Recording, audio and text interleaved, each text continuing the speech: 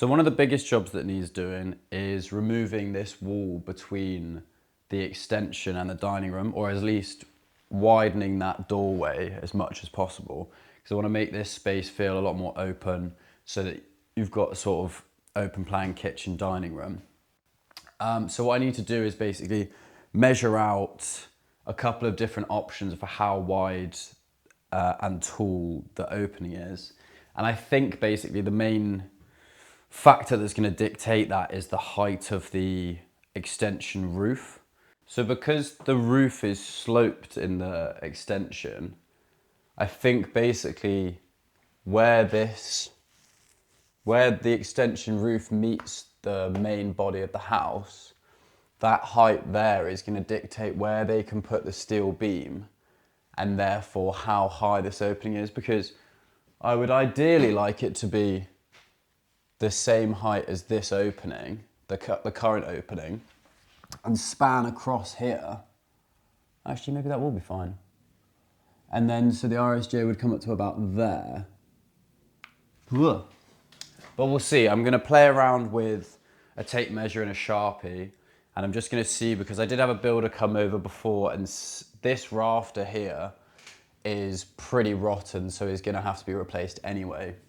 So they talked about maybe removing this sort of first section of the roof, putting the RSJ higher up, and then rebuilding the roof onto the main body of the house. But basically, I don't really know because I'm not a builder.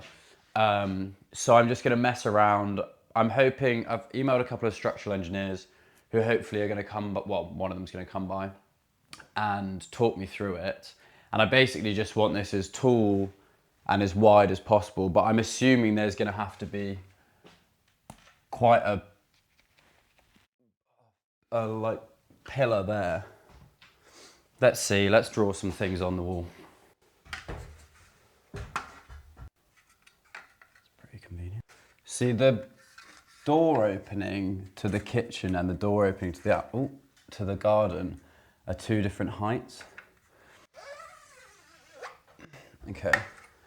So that's the height of the kitchen doorway. Oh, fuck.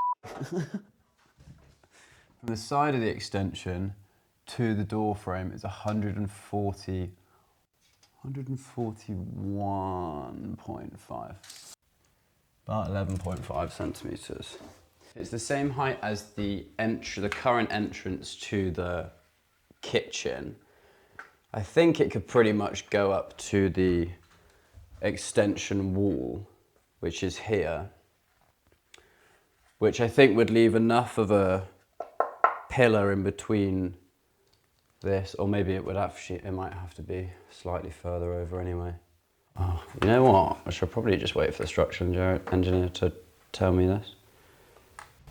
That opening I think is possible, but it's just whether or not that's going to look weird when it's like 4 inches shorter than the double doors to the garden.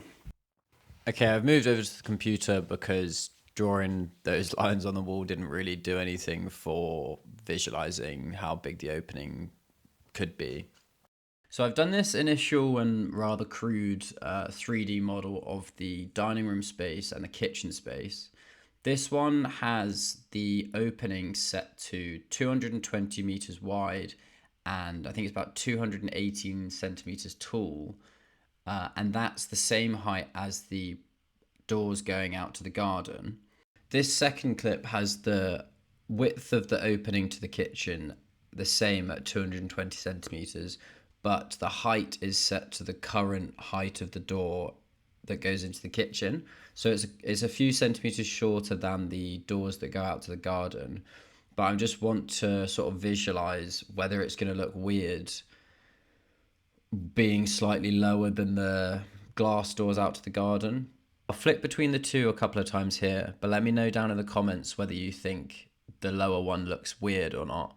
There is also a slight step down into the kitchen, so I think it's probably going to be fine. And I just think it's a lot more likely that I'll only be able to get that sort of height rather than the full height of the double doors. So I've got the structural engineer coming over later this week, so hopefully they can tell me what's possible and what's not. and they can get the calculations done and do the drawings, and then I can pass that on to the builders and hopefully have this wall removed in the next few weeks. But for now, I'm just going to put a pin in it and move on to the lounge because a lot of stuff needs ripping out. So let's do that.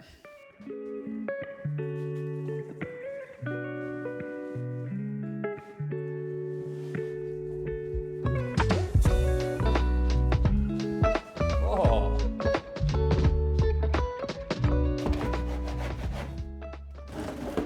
These last 3 boards don't match. That's so annoying.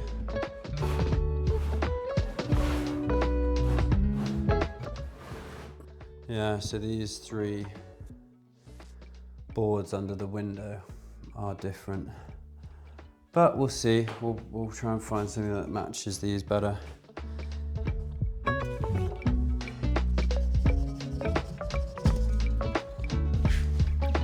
Oh, that's nice.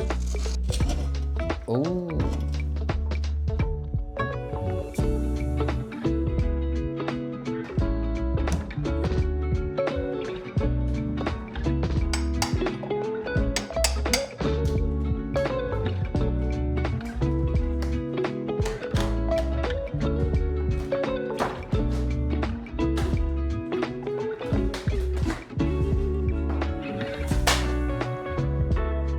Well, that's gone. It actually makes such a big difference taking those shelves down.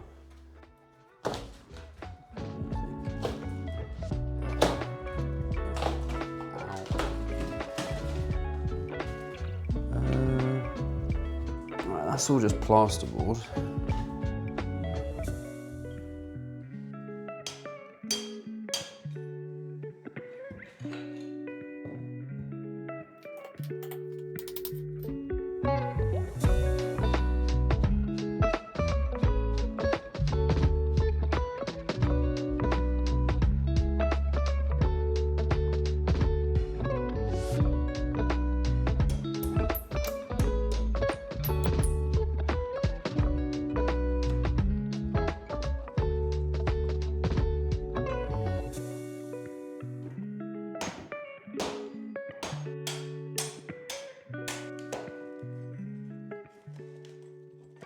So underneath this concrete slab, which has clearly been added at some point, there's an original hearth down there. So you can see the floorboards end and there's a piece of stone.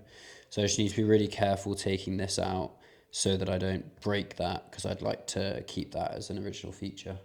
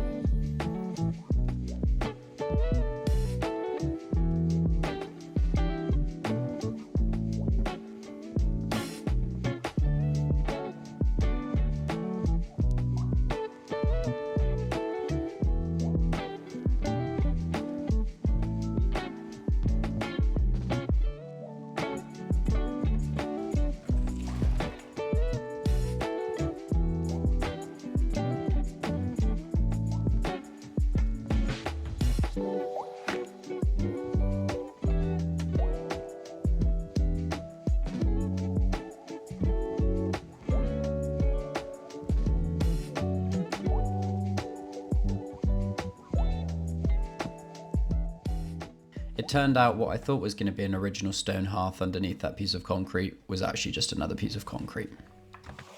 I was away for a few days this week, so I didn't get as much done on the house as I would have liked to. I tried a new method for stripping wallpaper that I'd seen online, where you score the wall first and then spray it with a water and washing up liquid mixture.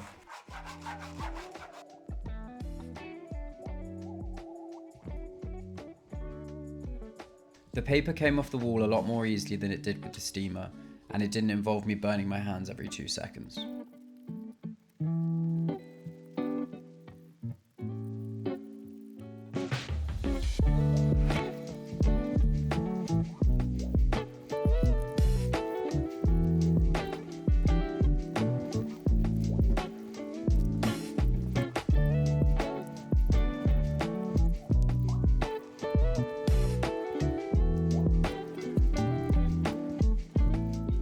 As always, thanks for watching, and if you're enjoying the content, please consider subscribing as I'm bringing out new videos every Wednesday. See you next week!